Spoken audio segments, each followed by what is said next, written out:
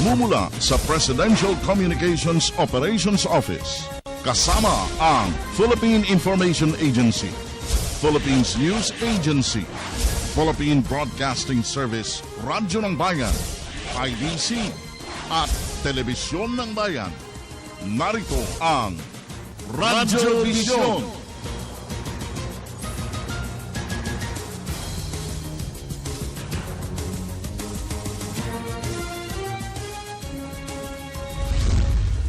Unang-una sa hanay ng balitaan dito sa Radyo Vision. Kampanya ng Palasyo kontra Ebola, mas pinaigting pa. Tropa ng mga Pinoy, peacekeepers sa mga Ebola hit countries, nakatakda ng umuwi sa Nobyembre. Exit screening para sa mga Pinoy na uuwi mula sa West Africa isinulong.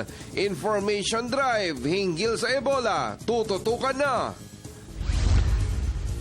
Katarungan para sa napas lang na Pinoy transgender sa Olongapo City, prioridad ng pamahalaan. Palasyo, ipinaubaya na sa DOJ ang paghawak sa kaso. Oral arguments ng Korte Suprema hinggil sa EDCA, nakatakda na sa Nobyembre. Mga petisyon sa kasunduan na consolidate na. At NFA, siniguro na mananatiling mababa ang presyo ng bigas hanggang taong 2016. Siksik ang ating balitaan dito sa Radyo Vision. Isang makabuluhan, mapayapa, masaganang umaga Luzon, Visayas at Mindanao. San man kayo naroon, anuman ang inyong ginagawa sa mga oras na ito, samahan po ninyo kami sa ating isa na namang edisyon ng Radyo Vision sa Media ng Bayan. Of course, makakasangga natin sa ating telestudio si Nazarina Lozuegro at Julius de Zamboron. But of course, dito po sa ating Radyo ng Bayan booth, ang ating pong Muse. Good morning! Good morning, Ka Francis. Good morning sa lahat ng tagapakinig at tagapanood ng Radyo Vision.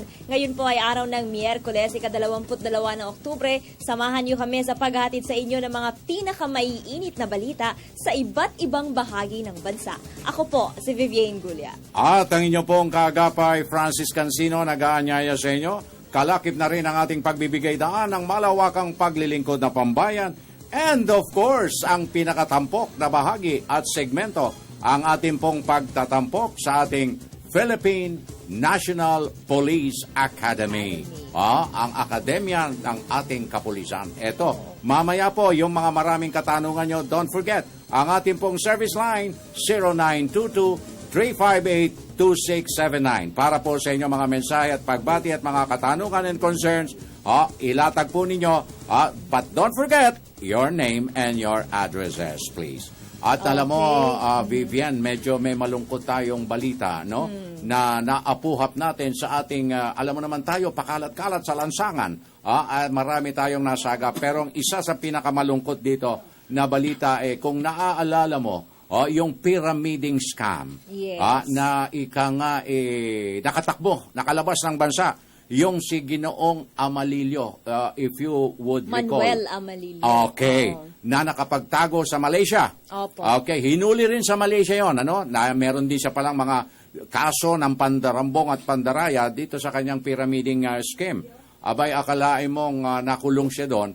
Pero nabalitaan natin, nakalaya na. Okay. Pinalaya na ng Malaysian government and authorities. Kasi, okay, go ahead, Ka Francis. Kasi iba yung kaso niya doon, Ka Francis, Right. faking dokumento. Oo. Dito sa atin, pyramiding, doon naman, fake documents. Oo. But the thing is, hinahabol natin yon. Ngayon, mukhang nagre-request yata ang ating Department of Foreign Affairs para balik dito. extradite. Ipatapon dito. Dahil haharapin niya takot-takot na kaso rito ng marami nang naluhaan, mga guro, mga pangkaraniwang, mga mamamayan natin na nag-impok dyan.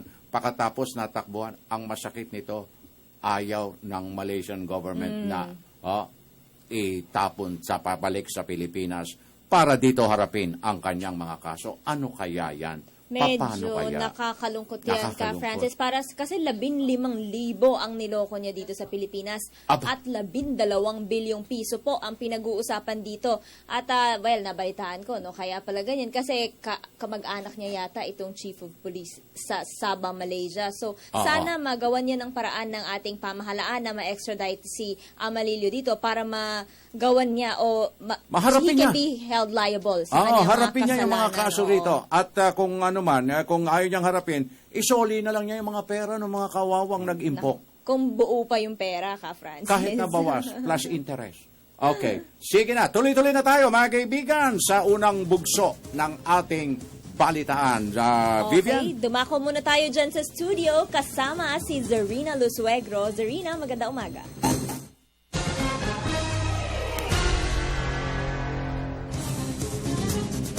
Maraming salamat, Vivian at Francis. Maganda umaga bansang Pilipinas. Ngayon po ay ka-22 na Oktubre sa taong 2014. Narito na po ang mga balitang nakalap ng media ng bayan.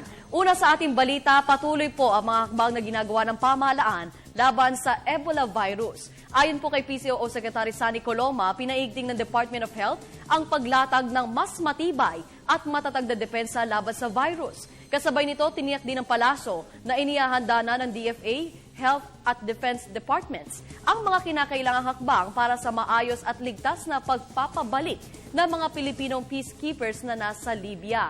Ayon po kay Coloma, target na mabuo ang planong pagpapauwi sa tropa sa darating na Nobyembre.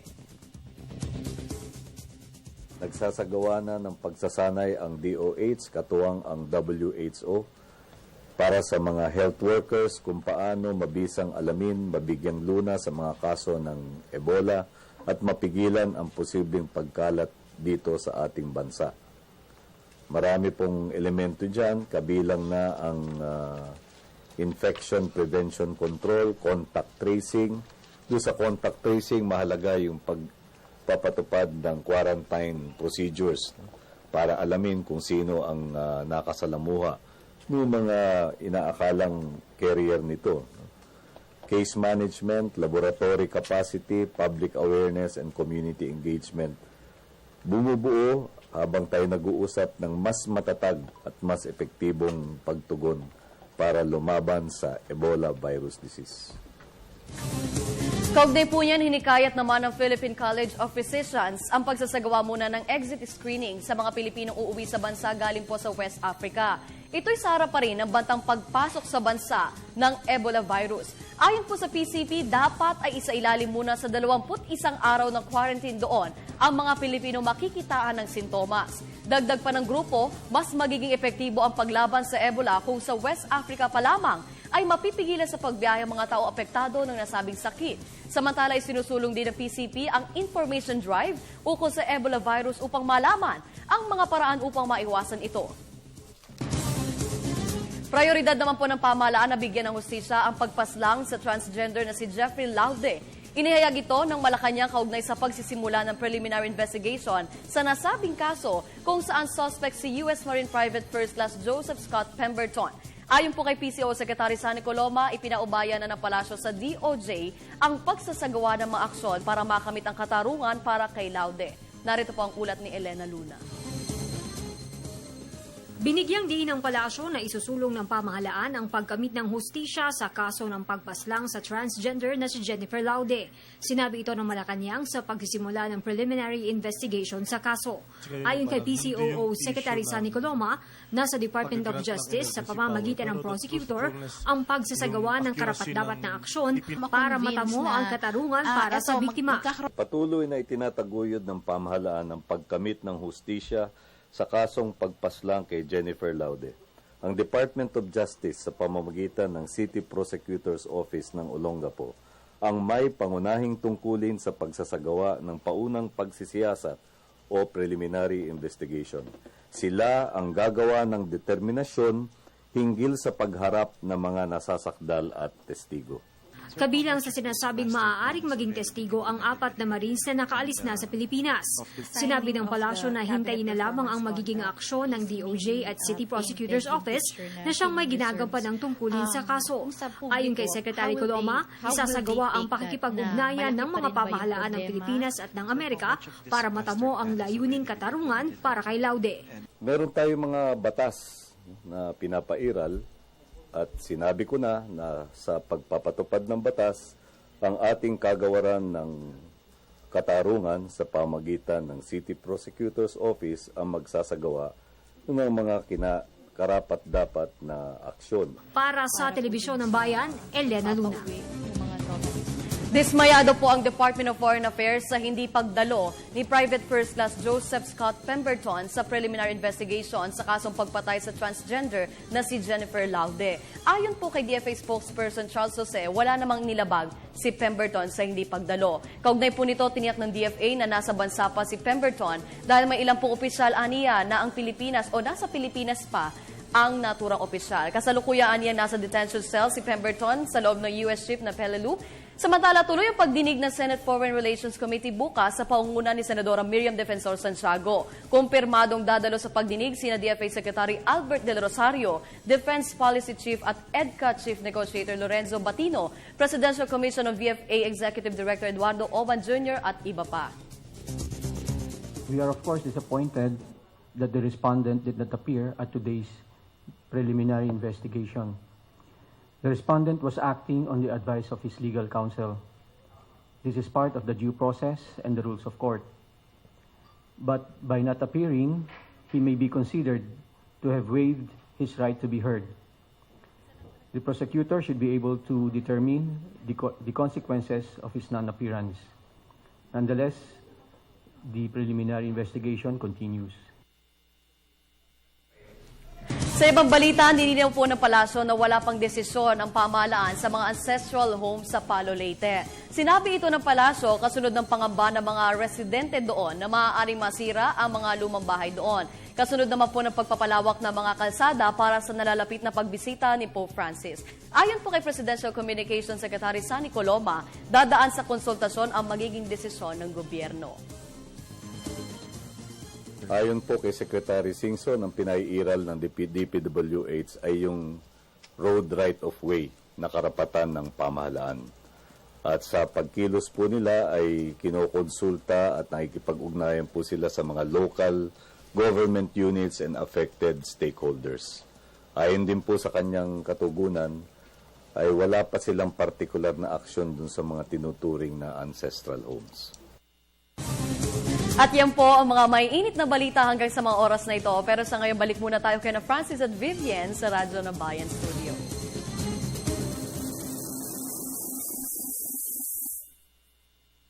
Luzwek, ng bulusok ng ating mga tampok na balita sa araw na ito ng Wednesday, October 22, 2014. At tuloy-tuloy na tayo. Dami nating Vivian? text messages. Okay, yung aparador mo, buksan mo na. At kanina pa kumakalembang yan. Go Okay, ahead. bumabati sa atin. Sir and Madam, good morning. Napakaganda po ng inyong programa. Good morning po to Laura Bell Tipon and Mama Rodrigo of Iloilo 7 from Sonhoy of Kidapawan 7, North Cotabato. Wow. At bumabati rin ng maganda umaga si Verl Vicente sa Southern Leyte. Good AM, nanonood po kami dito sa Mangagoy, Bislig City, Surigao del Sur. Mabuhay po ang media ng bayan, Ondoy Lido ng Bislig City. Maraming salamat po sa inyo at Thank you very much sa mga compliments at patuloy niyong pagsubaybay at pagtataguyod sa ating Radio Vision. Samantala, good AM po Ate Vivian at Kuya Francis. Iwasan na makipagtalo sa kasamahan sa trabaho o kasambahay. Huwag padadala sa bugso ng damdamin dahil mapapahamak at pagsisisihan lamang kung gagawa na ikasasakit sa kapwa. Damo nga salamat, Junjun Kalong po ito ng Rawis Vilmas Kitchen dito sa Calbayog City. Walang humpay na taga-subaybay na at laging nakaantabay. Konektado kami. Thank you very much, Junjun Kalong at sa lahat ng ating mga listeners and viewers dyan sa Calbayog City. Okay, tuloy-tuloy na tayo at mamaya mga kaibigan, kayo pong ano pa ang baliktad, baliktad ang mga pangyayari sa mundong ibabaw. Kung minsan yung maganda nagiging pangit at yung pangit nagiging maganda. Magandang araw ko dahil nakaupo dyan si Perlita. Kahit na ket manaog ang presyon. Okay, samantala mga kaibigan, paranin natin ang unang bugso ng ating provincial roundup sa ating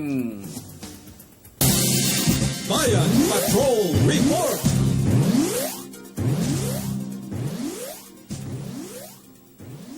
Unahin natin ang ating radyo ng Bayan Davao with Miss Peng Alino. Peng, maayong buntag, konektado ka. Umaga, isang napakagandang umaga ang nihatid ng Radyo ng Bayan Davao sapagkat napakaganda ng sikat ng araw bagaman umulan kagabi. Wala pang traffic sa mga gitong oras. Mamayang alas 7, inaasahan sa malalapit sa mga universidad at paaralan. Tuwirang sinabi ni Janet Lopez, Executive Director ng Mindanao Development Authority o MILDA, na may mga dayuhang walang anyang indikasyon na may mga dayuhang namumuhunan o bisita mula sa 10 bansa sa Asia na dadalo sa Brunei, Indonesia, Malaysia, Philippines, East ASEAN Growth Area o BIMP-IAGA, Indonesia, Malaysia, Thailand Growth Triangle o IMTGP Business Leaders Conference at Trade Fair ang nag-back out bagkus. Mas nadagdagan pa ito ng mga exhibitors sa gaganaping trade fair na magsisimula na bukas hanggang linggo. Ayon kay Lopez, ang mga dayuhang opisyal ng mga stakeholders mula sa bansang Indonesia, Malaysia, Brunei, China, Europe, Australia at iba pang bansa sa Asia dadalo sa BIMP-IAGA IMTGT na malaki ang kanilang tiwala sa mamahala ng seguridad sa Davao City.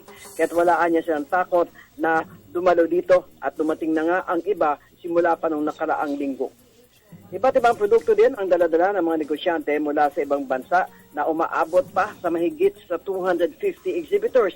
Matutunghayan at mabibili ang mga produkto nito at maging ang produkto ng mga Pinoy, maaring sa business matching, ay may mga bansang makikipagsundo naman para mamuhunan sa Mindanao. Para sa Radyo Vision, Peng Alino, Davao City, Media ng Bayan. Thank you very much, Miss Peng Alino. Samantala, dumako naman tayo sa Gingoog. Naroon ang ating kasamang si Gigi Calvo. Gigi, magandang umaga. Konektado ka. Magandang umaga mula sa lungsod ng Hingoog. Inihayag ni Abante Mindanao Party List Representative Maximo Rodriguez, inaasahan niyang maaprubahan ang Bangsamoro Basic Law upang makamit at mapalawak ang kapayapaan at katiwasayan sa pulo ng Mindanao. Anya, kailangang makipag-ugnay ang mga nasasakop na probinsya dahil ang magulong lugar ay hindi aasenso. Ayon kay Rodriguez, kahit na wala ang pork barrel o PDAF, may local infrastructure na kinakailangan nilang magpunta sa tanggapan ng DPWH upang mabigyan ng pundo na kakailanganin sa bawat barangay. Dagdag ni Rodriguez na patuloy ang kanyang paggawa ng mga batas kasama ang kanyang kapatid, si First District Representative Rufus Rodriguez ng Cagayan de Oro na makapagbigay tulong sa mga magsasaka at mangingisda. Sa ngayon, ipinasa nila ang panukalang batas upang mabigyan ng mga retirement benefits ang lahat ng barangay officials. Para sa Radyo Vision, Gigi Villamor Calvo ng Hingoog City, Media ng Bayan. Maraming salamat, Gigi ng Gingoog. Puntahan natin ang ating radyo ng Bayan, Borongan, Eastern Samar with Ruth Abunda. Ruth, maayong aga sa imo, konektado ka. Maupay nga aga, Pilipinas. Restoring Eastern Samar Together, pinag-isang Dutch at Philippine NGOs, magpapatuloy sa kanilang pagtulong sa hanap buhay, rehab at rebuilding ng Yolanda survivors. Palalakasin pa ng REST Consortium ang kanilang pagtulong sa Yolanda survivors dito sa lalawigan pagkatapos ng halos 1 taon na partnership. Ito ang commitment na ipinahayag ng grupo sa kanilang team building event sa Borongan kamakailan sa pangunguna ng ZOA Philippines. Ayon kay ZOA Country Representative Eda Cabaluna, ang REST Consortium ay pinag-isang Dutch at Philippine non-governmental Christian organizations na kabalikat ng pamahalaan at ng iba pang NGOs sa patuloy na pagtulong sa Yolanda Recovery Response sa larangan ng pabahay, pagtatanim, hanap buhay, skills training, pagbuo ng kooperatiba, pagsawata ng women and children trafficking and abuse. Sinabi pa ni Cabaluna na kaagapay ng ZOA Philippines sa mga proyekto ay ang Center for Community Transformation, Philippine Children Ministries Network ang mananampalatayang gumagawa at lingap kabataan. Ayon naman kay REST Coordinator Yapner Zij, target nilang makumpleto sa taong ito ang pagpapatayo ng pabahay sa 7 bayan, samantalang ang food security at livelihood program nila sa San Julian, Balangkayan, Hernani, Kinapundan at Hiporlos ay magpapatuloy hanggang 2016 sa pakikipag-ugnayan sa local government units, NGOs at people's organizations. Sinabi pa ni Norsij na ang motivation ng lahat ng kanilang ginagawa ay ang pag-ibig ng poong may kapal at ang mensahe ng pag-asa na sa gitna ng mga pagsubok mayroong tutulong at walang sino mang lubusang nag-iisa. Para sa Radyo Vision, Ruth Abunda ng Borongan, Media ng Bayan. Thank you very much, Ruth Abunda, Radyo ng Bayan, Borongan, Eastern Samar. Oy, meron tayong isang humabol ditong text message. Good morning, Radyo Vision. Congrats for having Ka Francis anchor at the same time, Ma'am Vivian. Lalong tumatagal, gumaganda na program nyo. Inday Virgie po ng Masbates City. Oy, Maraming Inday. salamat po, Thank you. Miss Inday. Good AM, Kiko and V. Ganda lalaki pala ni Francis, Beauty and the Beast. Nako, eto na naman Baka tayo. beauty and the best na ibig niya sabihin. Ay, oo, meron na naman talaga. Talagang hindi natin maiwasan, alam mo. Meron talaga tayong mga kontrapartido. Ganyan. Kumbaga sa pelikula, ako ang bida, maraming kontrabida. Okay. Nako. Alam mo, napakarami ring nag-text sa akin, pero mamaya natin yung babasahin. Okay, samantala, Vivian, 9 days to be exact. No? 9 days to go. And it's Todos Los Santos. At pag Todos Los Santos, and even before Todos Los Santos, 31. October 31, 30 pa lang, marami na ang dumadalaw sa sementeryo para makiisa sa paggunita sa kanilang mga departed loved ones. Magkano kaya ang mga bulaklak at kandila sa ngayon? Ay, naku, medyo tumaas na ang presyo, Ka Francis, base dito sa ating record, 100 pesos na per stem ng sunflower, 150 pesos per stem ng stargazer, 150 din para per stem ng yellowwing at Casablanca. Samantala, itong red rose at red rose per dozen na 250 pesos na, medyo mataas na. Wow, Color pink na rose din, 250 pesos. Pati yung pomelo, 250. At yung rose naman na color orange and white, 200 per dozen. 180 pesos para sa isang bungkus ng carnation at gerberas, 160 pesos. At ang berries, 80 pesos per bundle. Napakamahal, lalo na yung per stem. Napakamahal naman ng stargazer per stem. Ay, naku po, bakit hindi talaga, wala kayang bulaklak ng kalabasa? Hindi nila, maganda rin yun, at saka yung bougainvillea, maganda rin yun. Wag na, dahil yan, mga yan, alam mo ba ang sistema ngayon? Kapag nag-iwan ka ng bulaklak, pag naghikab ka, pag tingin mo, wala na ulit yung bulaklak. Oo, totoo yan. So, everlasting na lang. Para yun, mabuti pa. Covered. Forever. Pag dalaw mo sa susunod na taon, nandun pa rin yung everlasting. Okay, samantala, Vivian. Oo, dumako naman tayo sa ating kasama sa Pag-asa DOST para alamin ang magiging lagay ng panahon sa mga susunod na oras. Nariyan si Amor La Rosa. Amor, magandang umaga. Magandang umaga, Pilipinas. Live mula sa Pag-asa Weather and Flood Forecasting Center. Ito na po ang latest sa lagay ng ating panahon. So far, so good. Yan ang lagay ng panahon natin ngayong Miyerkules. Wala naman po kasing umiiral na bagyo o sama ng panahon dito sa loob ng Philippine Area of Responsibility. At ayon po sa Pag-asa, tangi ang easterlies lamang ang dominant weather system na makakaapekto, partikular na dito po yan sa Luzon at ganoon din dito sa Visayas. At inaasahan nga po natin sa mga susunod na oras, malaking bahagi po ng ating bansa ay makakaranas ng bagya hanggang sa maulap na kalangitan na meron lamang po chances ng mga punong-punong pag-ulan o pagkidlat, pagkulog, lalong-lalo na po yan pagsapit ng hapon o kaya naman ay sa gabi. Kaya make sure meron po kayong baong payong kung kayo po ay lalabas ng inyong mga tahanan. At isa pang good news para sa ating lahat na ibaba na rin po ng Pag-asa ang gale warning, kaya naman makakabalik na sa pamamalaot ang mga mangisda at ligtas naman po ang sea condition para po sa mga sea travelers sa mga susunod na oras. Pero syempre mag-ingat pa rin po kayo at mag-monitor sa mga pagbabago sa mga susunod na oras at araw. At yun po ang latest sa lagay ng ating panahon para sa Radyo Vision. Ako po si Amor La Rosa mula dito sa Pag-asa DOST, Media ng Bayan. Over, Amor La Rosa. Samantala ka, Francis, napakaraming nagte-text sa atin ngayong araw. Wala, hindi na natin talagang pwedeng iwasan ito sapagkat napakarami na ng ating mga taga-subaybay. Oo. Okay, simulan mo na. Okay. Ka Francis, Vivian Pakibate, welcome home. Jessie Banda family and company from LA, California. Ooh. And happy birthday, Joshua from Nanay Liza Manuel. Good morning, ma'am and sir. I just want to greet all my classmates in grade 8, Rizal in National High School, all teachers in Sogod and National High School, all friends and especially from family.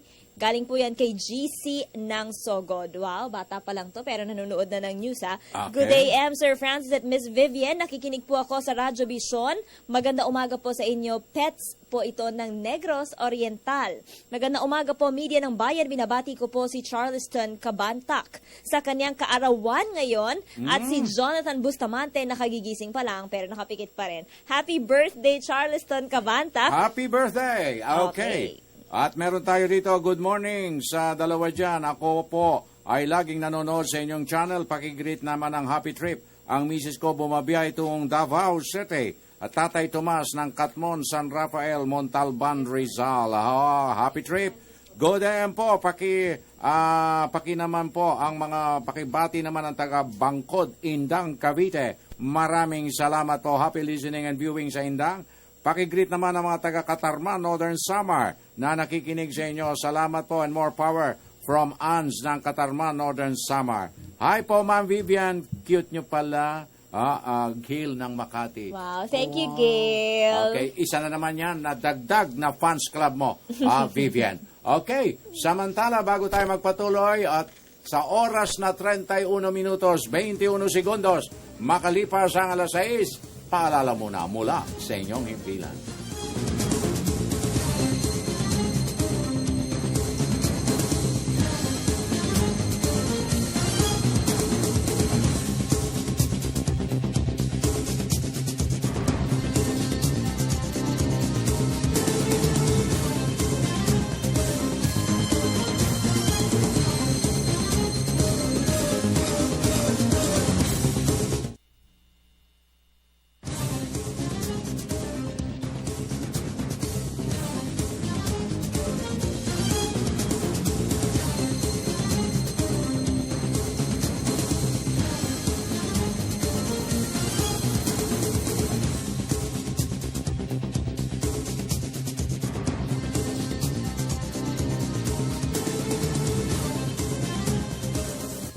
Binabagtas na natin ang ikalawang bahagdan ng ating Wednesday edition ng ating po namang Radyo Vision sa Media ng Bayan. And this time, tuloy-tuloy na tayo at sa ating second roundup ng ating provincial report. Bayan Patrol Report! Radyo ng Bayan, Tayug, Pangasinan with Leslie Hemino. Leslie, na imbagabigat kakabsat, konektado ka. Yes, maraming salamat. Patatakbuhin lang Eastern Pangasinan District Hospital dito sa Tayug, lalawigan ng Pangasinan sa 150-bed capacity mula sa 75-bed capacity base sa pag-aproba sa provincial resolution na nag-endorse sa Department of Health para sa isang lisensya o pangtaasan ng bed capacity nito.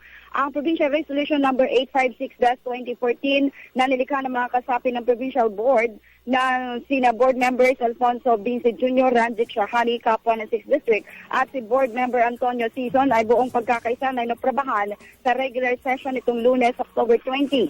Si Dr. Vivian Villar Espino na siyang bagong Chief of Hospital ay humingi ng suporta sa miyembro ng Sangguniang Palalawigan para sa pag-endorso ng resolution sa National Health Department. Ayon sa doktor, ang populasyon ng Tayug ay 40,000 at ang ospital, ang siyang may pinakamalaking health facility dito ay kailangang i-upgrade ito sa pamamagitan ng pagdaragdag sa bed capacity upang magsilbi sa mga health needs ng mga tao at magbigay ng higit pang serbisyo at ikonsidera rin ang dami ng pasyente na nagtutungo sa mga government hospitals.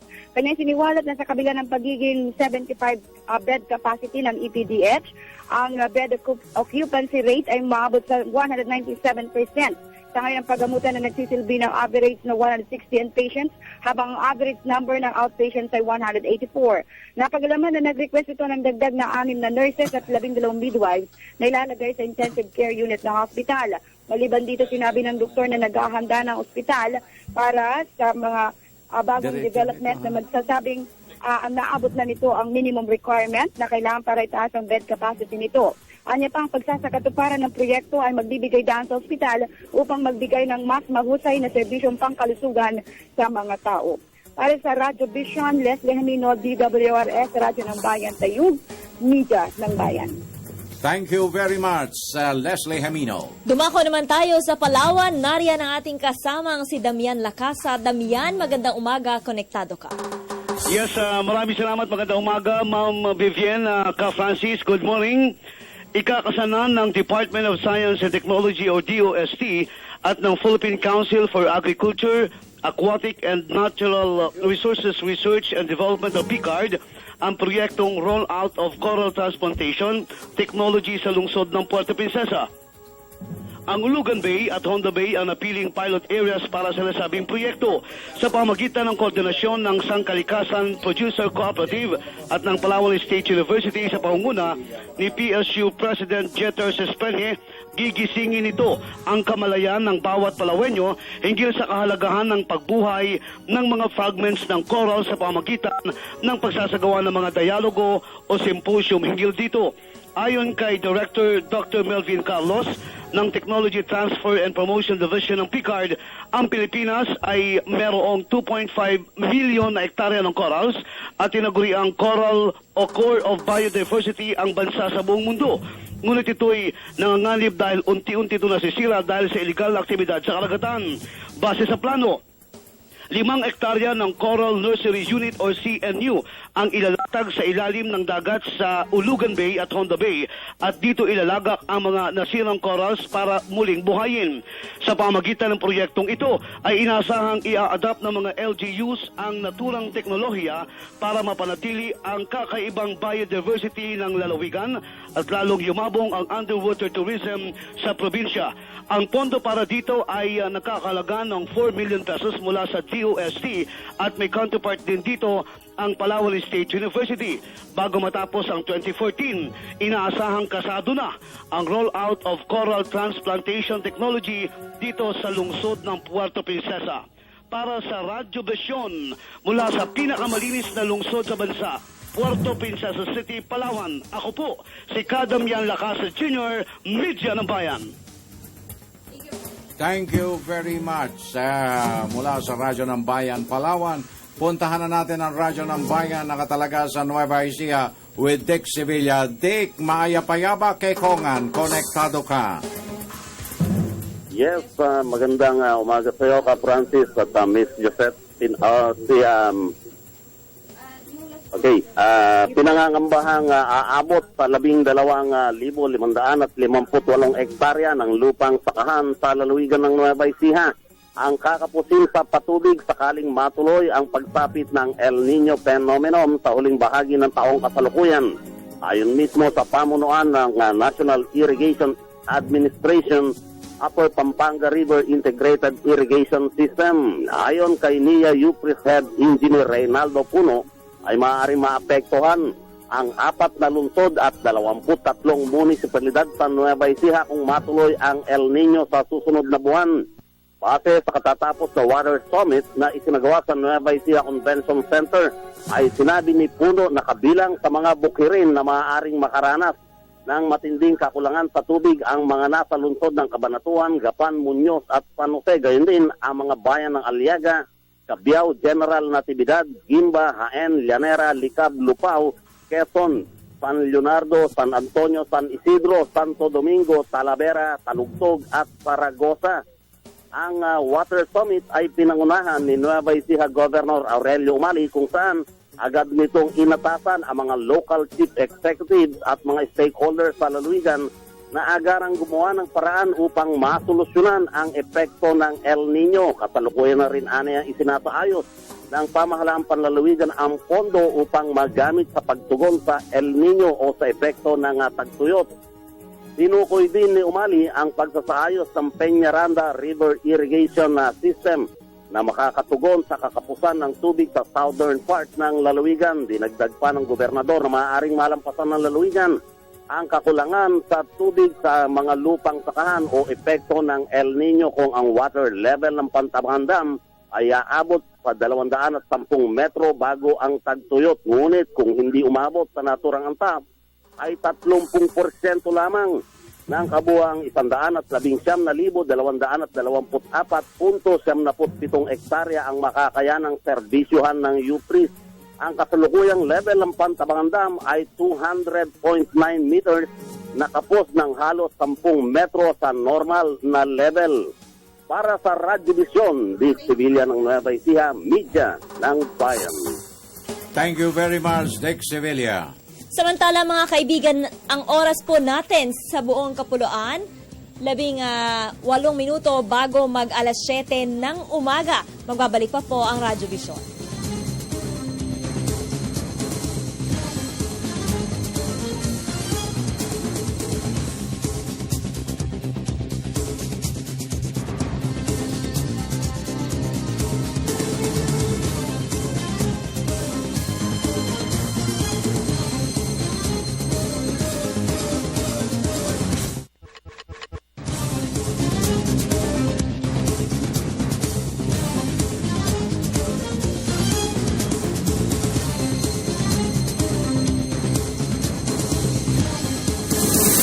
Mga kaibigan, nakatakda po ang pagsusulit para sa pagpasok sa PNPA sa darating na October 26. Ngayon po yung linggo at kaugnay po niyan ay makakapanayam natin live dito sa ating studio sa Radyo Vision ang spokesperson ng PNPA na si Major Richie Iatar at si Cadet First Class Rod Kevin Talplacido. Magandang umaga po sa inyo, sir. Magandang umaga. Maradyaw na buntag, Major. Maradyaw na buntag, Sir Francis. Mula po sa Team Philippine National Police Academy, sa pangunguna po ng aming Director, Police Chief Superintendent Armando Esti Paramuliti. Nais po namin ipaabot ang aming mainit, mapayapa at mapagpalang pagbati sa ating lahat. Sir, Major, pwede pa po bang humabol para sa mga gustong mag-exam ngayong darating na Sunday? Wala na po, Bibi. Tapos na po yung pagtanggap natin. Pero nabanggit po ninyo, ilan po ang nakatakdang mag-exam ngayong linggo? Ang nag-apply po nating mga kabataan ay nasa 23,000. Subalit ang 3,000 dito ay na-disqualify dahil underage pa sila. So 18 to 22 kasi ang kailangan natin. So meron po tayong 20,000 sa buong Pilipinas na mag-i-exam ngayong darating na linggo. Well, Major, sa kasaysayan po ng pagbubukas ninyo sa mga nagnanais pumasok sa ating akademya, sa bilang na yan kung ipoporsyento po natin, ilan po ang nakapapasa out of the total number of applicants? Magdidepende po tayo, Sir Francis, sa quota. Ang quota po namin ngayon ay 350. 350. So sa 20,000 na ito, 350 lang po ang kukunin namin. Ayun. Kung aabot tayo doon sa numerong yun. Ayun. Kasi hindi po natin pwedeng i-compromise yung standard ng pagpili natin. Right. Okay. 350 out of 22,000. Oo, yun ang kanilang quota. Yun ang dapat lang na i-hire nila. Whether lumagpas ang pumasa o kumulang ang pumasa, basta 350 ang quota na kailangan nila sa ngayon. Okay. Now, para sa kapakanan ng ating mga listeners and viewers nationwide, worldwide, Major, kailan pa po ba na-institutionalize ng gusto ang ating akademya ng kapulisan? Mula po ito, naitatag po ito noong 1978 po. 1978. Yes, so, martial law days pa. Okay. So, barely 42 years ago. Vivian, napakatagal na, napakatanda na. 42 years ago ng ating academy. Pero sa ngayon po, ano ang nais na ma-achieve ng ating PNPA bilang isang academic institution? Ang amin pong pinapangarap at ang vision po ng academy ay makapatuloy tayong mag-produce ng mga public safety officer na maayos, matitino at mapagmahal sa serbisyo at patuloy na maglilingkod ng walang halong pag-iinbot at pag-alinlangan para sa ating bayan. Naku, maganda yung binitawan ni Major. Walang halong pag-iimbot, no? Walang personal na interest dito kung hindi ang dedikasyon sa paglilingkod bayan. Naku, maganda yan. Ngayon naman ka, Francis, gusto kong marinig mula sa perspektibo ng isang mag-aaral doon sa PNPA. Kaya tanungin natin si Cadet First Class Rod Kevin Talplacido. Cadet Talplacido, ano po ba yung mga aral na, kasi di ba graduating ka na ngayong year, ano ba yung mga aral, pinakamahalagang aral na madadala mo sa iyong pagiging miyembro ng ating pulisya? Magandang umaga po sa ating lahat, sa ating mga kababayan. Magandang umaga po. Being a cadet, marami po kaming natutunan sa loob. Academics, non-academics, and of course, yung values na tinuturo sa amin sa loob ng academy. Justice, integrity, and service. Yun nga po ang aming pinangangalagaan sa loob ng academy. And of course, we also have the honor system na nagbibigay sa amin ng gabay throughout our cadetship training. So in my almost 4 years of stay in the academy, natutunan ko po yung mga values na yun. And hindi lamang po ako, alam ko din po na pati ang aking mga kasama sa loob ay unti-unting nade-develop through those values po. Cadet Talplacido, sa iyong napapansin sa ating pulisya, ano yung mga gusto mong i-address kapag naging miyembro ka na nito? Marami po tayong mga problems in terms of police. And as of now, siguro po yung mga minimal problems, yung mga basic na mapapatunayan natin na kaya natin gawin. Just like, for example, simply enforcing the law itself is one of my priorities when I graduate in the academy po. Naku, maganda yun, ha? Maganda yun. Enforcing the law. No one is above the law. Yun ang nasilip ni Cadet Rod. Major Yatar, ito po bang si Cadet Rod ay isa sa mga top-notchers natin? Opo, sa katunayan yan, wala pa kaming final pa ngayon, pero isa po siya sa mga consistent natin na eyeing for the top. Okay. Pag sila nagtapos na, ano po ang pinakamataas o mababang rango kagad pag sila nasa active duty na? Pare-pareho po sila magtatapos. Ang rango po nila ay magiging police inspector po. Ito po yung pinaka kung sa kuwan po itiniente po sila. Ito yung pinakaunang opisyal ng commissioned officer ng officer corps. Hindi na dumaan sa sargento. Opo, sa katunayan yan, pagpasok po nila ng akademya, ng Philippine National Police Academy, ang kanila pong tinatanggap na training allowance ay mas mataas pa po sa tinatanggap ng sargento sa labas. Tingnan mo nga naman. So, habang sila po nag-aaral, nakakatanggap na po sila ng training allowance na 28,000. Mga scholar ng bayan. Scholar po sila ng bayan. Scholar ng bayan. Kaya pangalagaan mo ang tiwala ng bayan. Ayan, okay. Oo. Major Yataro po, ako curious lang ako and siguro yung ating mga tagapakinig at tagapanood din, kung ano ba yung prosesong pinagdadaanan ng mga mag-aaral dito sa PNPA. Can you walk us through lang po? Opo. Una-una po, ang bawat taon po, nagkakaroon po tayo ng PNPA CAT. Ito po yung tinatawag natin na Philippine National Police Academy Cadet Admission Test. Okay. Sa buong Pilipinas, meron po tayong 27 testing centers. Bawat po rehiyon, meron po tayo. At gagawin namin ito sa October 26. Sa 26,000 na ito, kung sino pong makapasa sa kanila, yan lang po ang aming ipoprocess sa second screening po natin. At noong nakaraang taon, bilang para mahikayat natin ang mga the best and the brightest sa buong Pilipinas, ang inyo pong lingkod ay isa po sa nag-propose na yung mga honor student natin, yung mga cum laude, magna cum laude, summa cum laude, valedictorian at salutatorian, hindi na po sila mag-exam. Automatiko na po silang mapapasama sa pangalawang posisyon natin. Ay lang, kung may makapasa ka man sa una, mas mahirap ipasa yung pangalawa. Ito po yung psychological and psychiatric exam. At kung sinong papasa doon, dadaan siya sa medical, physical exam. Then yung pinakahuli po namin, ang interview. At bahagi dito, magkakaroon pa po ng background investigation sa kanila.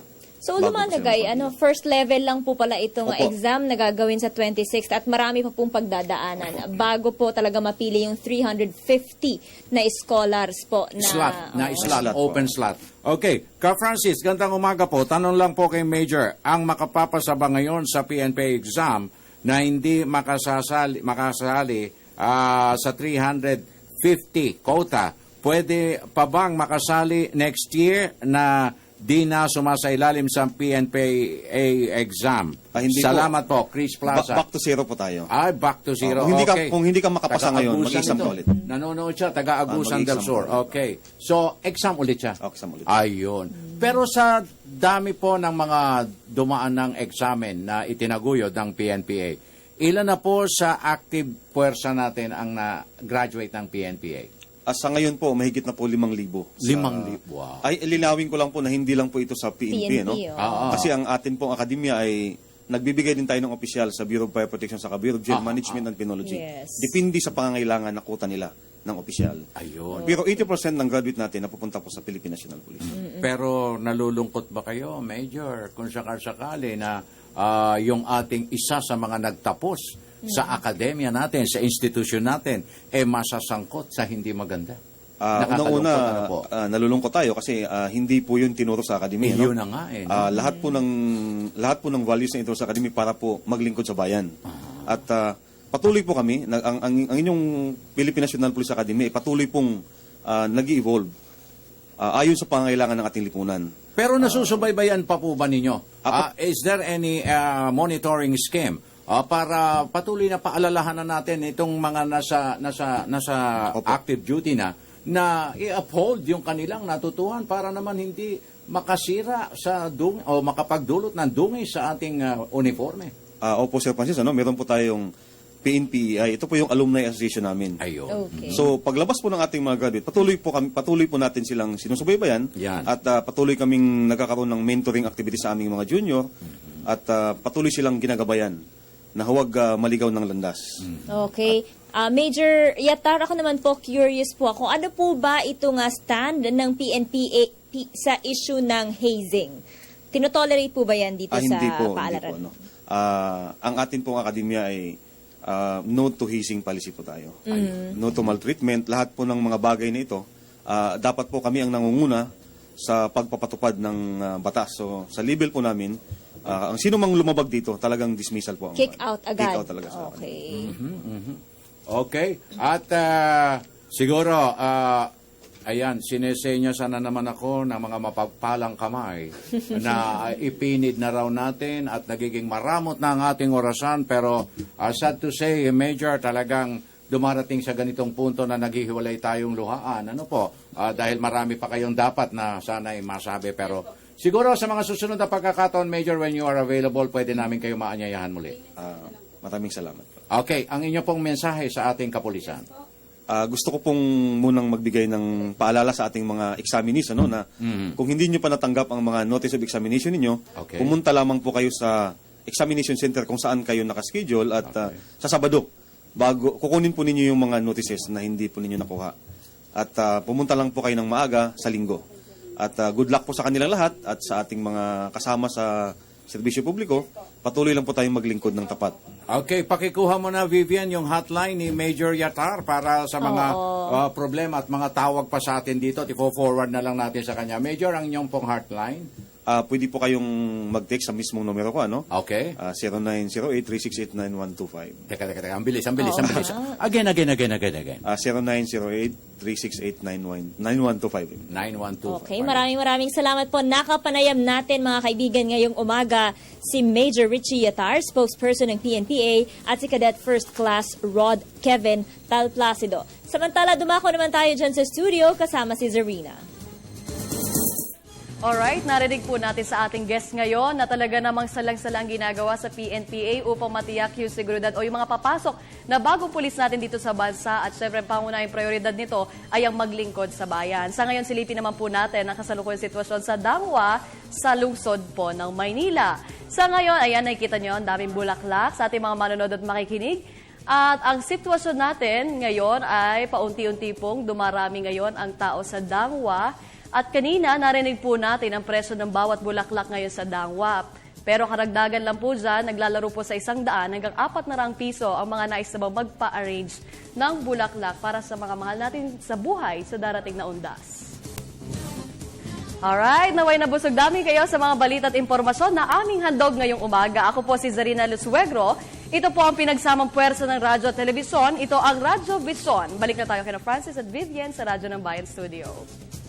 Maraming salamat, Zarina, at mga kaibigan. Natunghayan po ninyo ang mga pinakamaiinit na balita sa iba't ibang panig ng Pilipinas. Para po sa mga katututok lang, maaari nyo pong mapanood ang delayed telecast ng Radyo Vision. Hatid sa inyo ng Media ng Bayan sa IBC Channel 13 mamayang alas 12 ng tanghali. Ako po ang inyong lingkod, Vivian Gulia. At ang inyong pong kagapay, Francis Cancino. Of course, kasama na sina Greg Anthony, Wilson Lalaine at Zaldi. Nag-iwan na isang mapayapa, masagana at magandang umaga. Pagpalain tayong lahat ng dakilang lumika. Have a nice Wednesday ahead of us. God bless until tomorrow. Maraming salamat po.